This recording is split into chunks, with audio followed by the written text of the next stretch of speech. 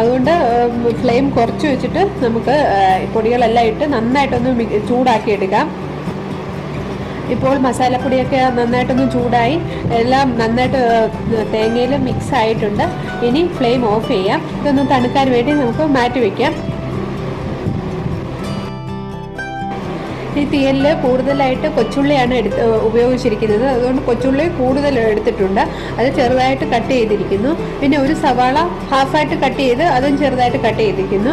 പിന്നെ കുറച്ച് തേങ്ങാക്കൊത്ത്, പിന്നെ 2-3 പച്ചമുളക്, അടുത്തതായിട്ട് 3 തക്കാളി,